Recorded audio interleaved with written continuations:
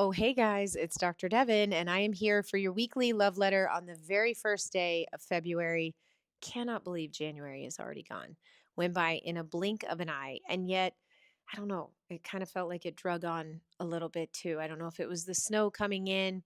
Enjoy a good snow. So grateful to look out my window today and see the sun melting it. I feel like February is this really beautiful month of love and a bridge between winter and spring just around the corner. So I'm grateful for the sun. I'm grateful for all the hearts I see everywhere. Not a huge Valentine's Day gal. I'm sure we'll talk about that in a few weeks, but I do love love and I do love sunshine and springtime returning. So, hello February. Today I want to talk about stories. Stories that create a playground or a prison in our minds, our hearts, our bodies, and our lives. Stories have so much potential to them. And this one carries a lot. I paid close attention this week in each and every visit in my chiropractic office. And I love to observe and witness and really be in the moment and in the pain, in the healing journey with each soul that I get the honor of taking care of. And when you can be simultaneously really in it with someone, but also observing the pattern, right? Because that's really what stories do. They become a pattern because what we repeat, we reinforce. And then what we reinforce, we begin to believe at a cellular level. And then the words, the thoughts become our habits, become our actions. And what we believe shapes our nervous system and becomes our health. It shapes and molds our relationships. It really forecasts the trajectory of our future. And stories do not just live in the mind, right? I mean, it's become pretty acceptable in culture to talk about mindset, right? And the power of the mind. But I want to talk about what stories do in our body, in our breath, in our posture. It becomes, I believe, a song, a tone in every cell of who we are. And I'll start with telling a little story because there was one moment that really stood out this week for me. And this woman that I've had the gift of taking care of for years came in, and I noticed that it was going to be her birthday this week, and we give out little confetti guns. And so I was, hey, oh my gosh, it's going to be your birthday. Happy birthday. And her face changed, her posture changed, her tone changed. And she said, birthdays suck. And this is not that type of woman. This woman is bold and beautiful and strong, and she has so much light, but it all shifted in a moment. And I said, I'm sorry, what? And she says, well, and she reshared a story about a big life trauma that she had navigated. And she said that, her birthday marked the anniversary of this thing. And what I witnessed as I'm in there with her is that the trauma and the pain that is so real, but was years ago, became viscerally real to her again in that moment. And her posture, her shoulders. And so we talked it through a little bit. And as I took her through her adjustment, I held her in certain postures, and I was looking and listening when I held her in certain ways where she was holding. And I said, do you feel that? And we talked a little bit about the specific goals that she has in her life and for her health. And I said, do you see that this story is blocking you?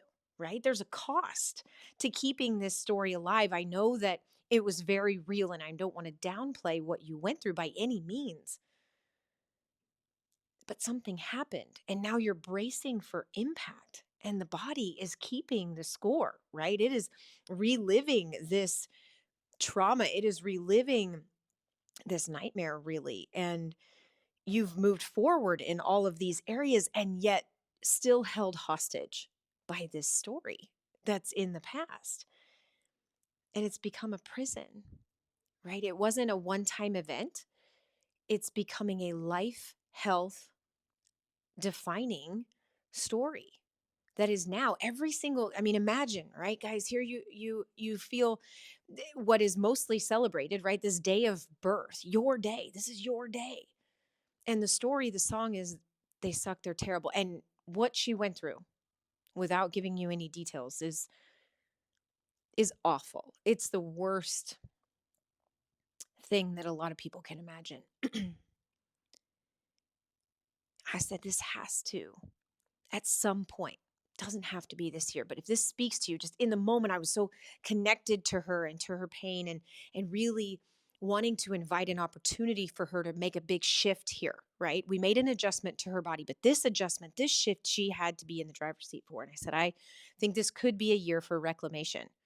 And if you choose, I'm going to give you this confetti gun, and you can be alone or you can invite someone to share it with, to witness it with you. But I want you to reclaim your birthday as your day. And this thing did happen, and you have navigated it and you've healed so many layers. But this is the year, 2026 is the year that that story doesn't play, that song, that tone in your body, in your life anymore. What do you say? I said, step further. Let's get a balloon and let's write on that balloon the things that do still feel trapped, and let's get it going. Let's get it moving. And I'm sure it won't fix everything, right? But guys, this moment in journaling later in the week brought me back to the story of Lot's wife, right? So for those that don't know, there's this reference in the story of Lot's wife in the Bible. And this woman and her family are being led away from tremendous disaster, away from and taken to the promised land. And the one instruction, not punishment, but protection, was don't look back. Because looking back will cost you the gift. So all you got to do is just keep your eyes forward and don't look back. What did Lot's wife do? She looked back and she calcified to a pillar of salt. She became hardened. She became stuck. She was unable to move forward. And guys, when I feel this, I feel the tone of cancer. I feel the tone of dis-ease in the body. There's a looking back. There's a stuck. There's a dis-ease, right?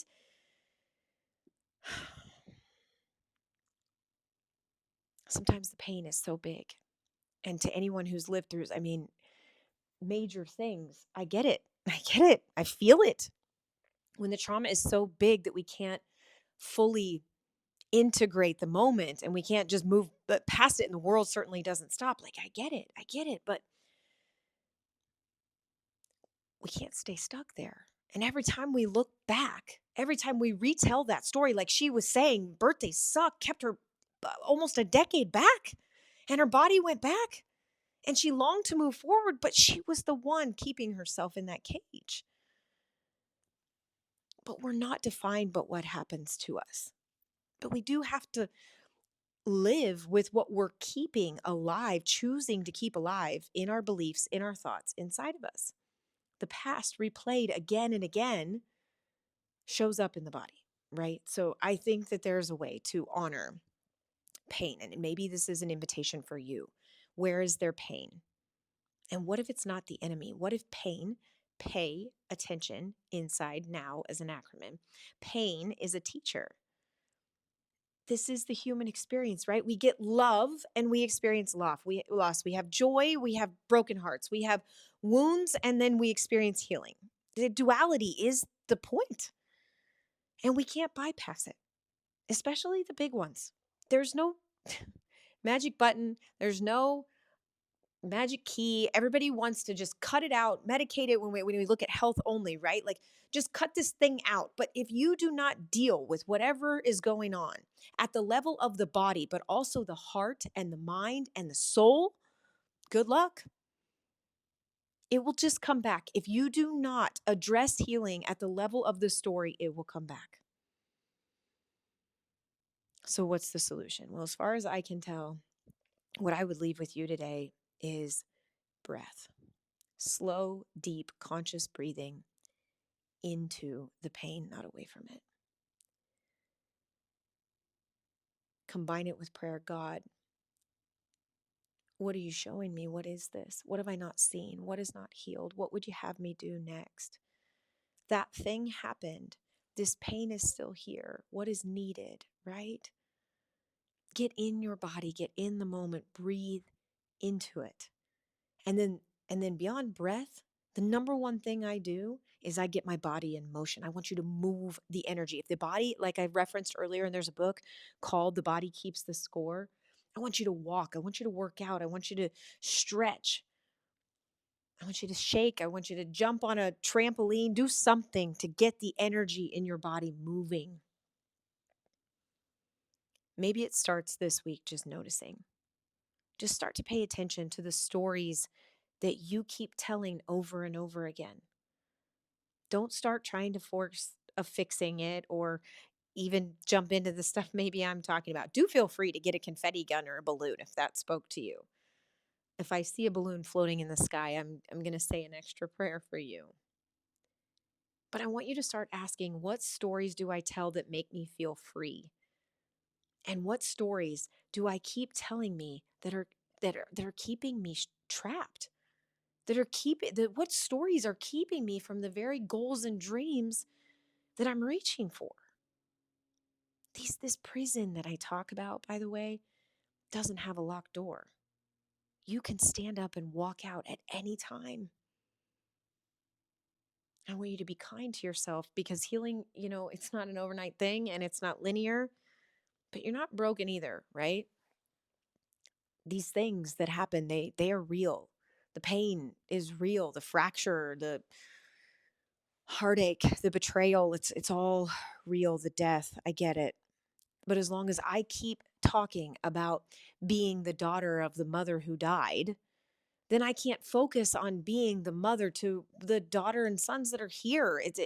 When I let the grief of the story of how big and traumatic it was to lose my mother, if I just focus on that, it takes me over.